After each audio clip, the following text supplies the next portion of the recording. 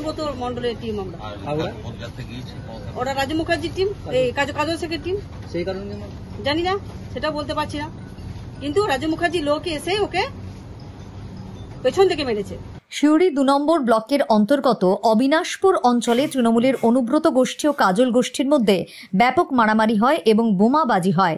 অনুব্রত গোষ্ঠীর লোকজনকে মারধরের অভিযোগ কাজল গোষ্ঠীর লোকজনের বিরুদ্ধে। ঘটনাস্থলে উপস্থিত হয়েছে সিউড়ি থানার পুলিশ, পরিস্থিতি নিয়ন্ত্রণে আনার চেষ্টা করছে। অবিনাশপুর বাসস্ট্যান্ডের সামনেই ঘটনা ঘটে এবং অবিনাশপুর অঞ্চলের সভানেত্রীর স্বামীকে ব্যাপক মারধর করা হয় বলে অভিযোগ সভানেত্রীর। যেন তাড়াতাড়ি খবর পৌঁছে যায়। কোথাও কি অনুব্রত মন্ডল কি আবার হাতে শক্তি পাওয়ার পরে কি এরকম করতে লেগে গেল?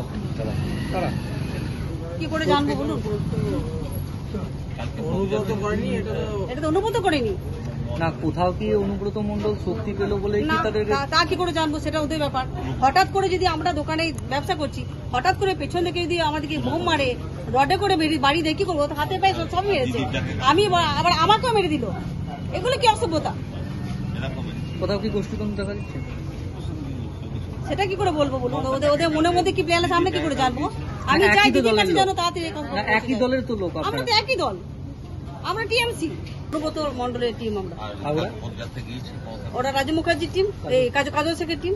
সেই কারণে জানি না, সেটা বলতে পারছি না, কিন্তু রাজু মুখার্জির লোক এসে ওকে পেছন থেকে মেরেছে। কোনো তর্কাতর্কি না, কোনো কিছু না। ও নিরীহ মানুষ। এটা করার কারণটা কেন? কারণ তো বলতে পারবো না, কি করে জানবো? আর কতজনকে মারধর করেছে? আছে প্রায়, সেটা বলতে পারবো না আমি হঠাৎ করে। এলাকার পরিস্থিতি কি আছে? এলাকার পরিস্থিতি এখন খুব খারাপ। হঠাৎ করে বোম মারছে, তাহলে মানুষ কি করে জানবে? কারা মারছে? রাজু মুখার্জি মারছে, আতঙ্ক সৃষ্টি করছে। পুলিশ গেছে?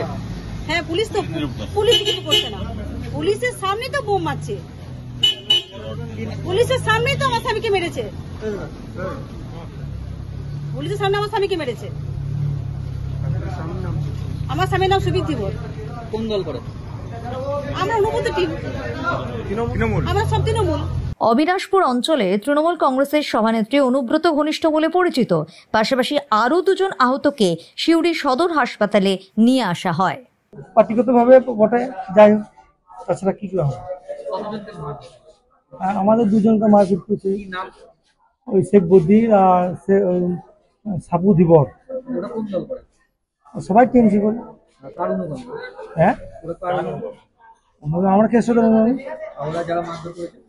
ওরা ওই কাজল অনুগামী বলে।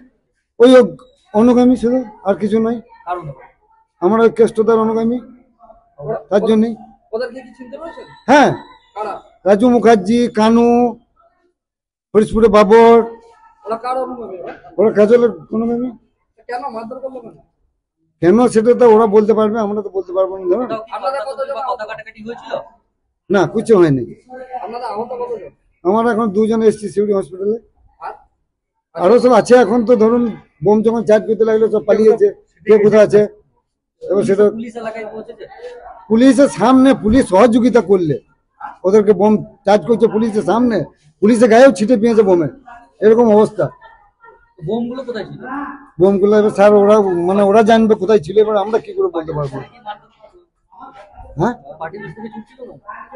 না, পার্টি অফিস থেকে ওই বাবুল হার দোকানের সামনে বোমটা ছুড়েছে। হ্যাঁ, ওরা পার্টি অফিস থেকে এসেই বোমটা ছুড়েছে। ওরা তো পার্টি অফিসে ওখানে বসেছিল। আমার নাম শেখ বদির, হরিশপুর।